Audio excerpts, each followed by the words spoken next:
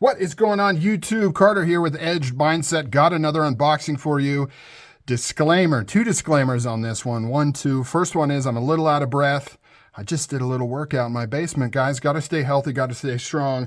And then there was a rapping at my chamber door. Ran upstairs to answer the door because I knew this was going to be there.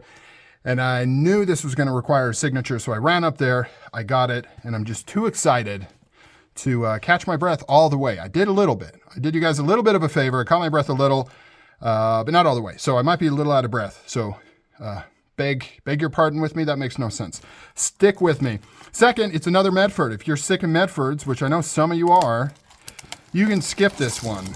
I get it. I understand. I know what it's like when you have a channel that you watch and they kind of keep getting the same knives that you don't like. You get sick of it. I get it. But here is where I am right now. I really dig the Medfords, and I'll do a video kind of explaining why. I get why some people don't like them, and I get why some people think I shouldn't like them. I understand, but I do. And this one is really cool. But I've got a few more. I've got a few more Medfords in the pipe, and then I'm probably going to chill, right? Because that's what I do. I kind of obsess over specific makers and models, and I go all in and I buy all the ones. I find a way to buy all the ones that I would possibly want. And then I kind of just chill because I've basically got them all. So, ooh, different colored patch. All of my patches have been green. This is the first one that's brown. So this is cool. Sorry guys, it's taking so long. This is a cool one because it's kind of a double whammy. This is the first type of this make that I've had. I've not owned this particular knife model, and this one is crazy, okay? So if you don't like obnoxious finishes on Medfords or just obnoxious finishes, you're not gonna like this. This one is everything. This has everything going on that you could possibly imagine. Boom, look at that. Look at that, Marauder-H, baby. Look at everything going on here. Wow. We've got crater pattern of different sizes. On the titanium, it's all flamed. We've got flamed hardware, flamed pocket clip on this bad boy. We've got a amazing Vulcan blade. Look at that. Look at everything going on. So this one's kind of a little bit muted in terms of colors, right? You're not getting a lot of reds and super bright oranges, but this one's cool because you have like these killer spots going on. Completely different pattern. And then it also has milling inside the opening channel here. You can see right there, it gives you that pattern that's actually 3D milled or maybe laser etched, like a deep laser etching. I believe that that's exclusive of a particular, oh, that is nice. A particular, manufacturer that gets these in as Kicker or something like that. I'm not super familiar with it, but I think they get this and only them get that. So it's somewhat bespoke. That's not the main reason I got this. I really wanted a Marauder. I wanted to try it out.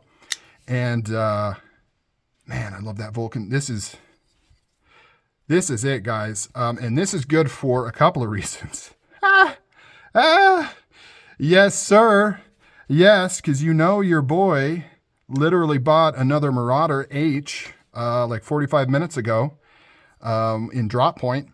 And then this came to the door, and my first thought was I should have held off on getting that to make sure I even like this platform. But I absolutely do. I think this might be, I say this every time, but this might be my favorite Medford platform is the Marauder. I don't know why I've taken so long to get these. It's awesome. This is something else. I will say that the lock bar is a little stifferunio. Definitely has some sharp edges there. So, you know, I'll have to ingest what I think about that in terms of how easy it is to open this up. Looks like it's got a very short lock bar. So that's adding to kind of the lock bar stiffness. But other than that, this thing is very well balanced. Let's see what we got here. Just behind, you know, a little bit behind the pivot here. So not super crazy, but The balancing is pretty decent considering it's 2 thick slabs of titanium. So for those that don't know, this is kind of the, well, I'm not even going to say mid-size. There's so many different sizes. So this is the full profile size. So full profile size, but it's a thinner thickness than the full-on Marauder Big Boy. And I think the Marauder Big Boy just has a thicker blade, whereas this one has the, whatever, 190,000th across the board in the handles and the blade. And then you can get the MIDI, which is same thickness, but smaller profile. And then you can get the slim MIDI, which is smaller profile and thinner. And then I think they've got like a dress version or something that's even smaller than that. But to me, this is like the perfect size for being a beefy knife, but not being ridiculous and not being super duper. I mean, it's heavy, but it's not like fat daddy heavy, you know. Let's get a closer look at this blade. You can see the grind lines there. This is S35VN. Once again, if my hands are shaking, it's because I just got done lifting weights. I'm not suffering from MS or in alcohol withdrawals. I am good to go. You can see this, this color that they get. It almost looks like a super dark purple, but I don't know if it is or if it just seems that way because this other purple makes me think that's purple and it's really just gray. Let me know what you think. It's kind of coming through the camera, so who knows? Is that gray, just blasted titanium? It's got to be anodized. It's too dark to be, yeah, it's way too dark. So I think it's anodized like a deep, deep purple. And that's inside these craters here. Then you've got the satin finish on top with the different sizes. Got the breaker here. May have looked a little better PVD coated. Hard to say. The black may have looked cool.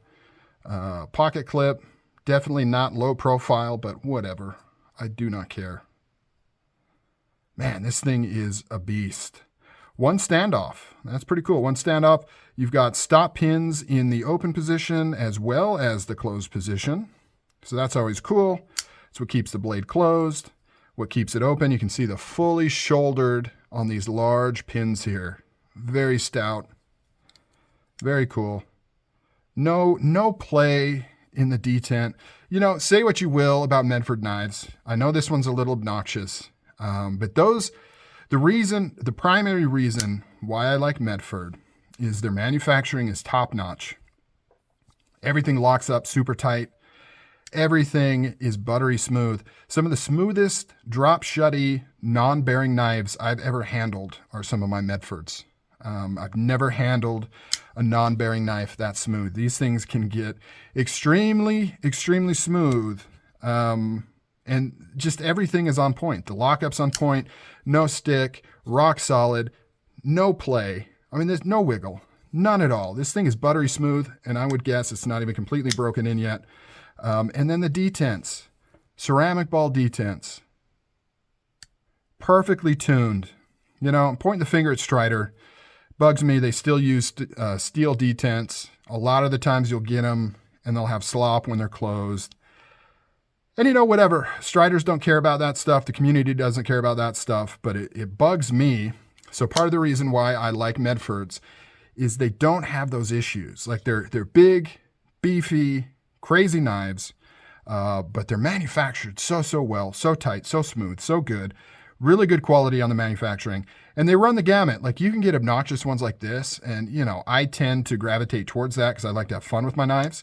But you can get very classy, tumbled titanium handles, just plain slab handles with a stonewash blade or PVD blade, something far more reasonable. And then if you get that in like a slim MIDI, it's very carryable, very usable.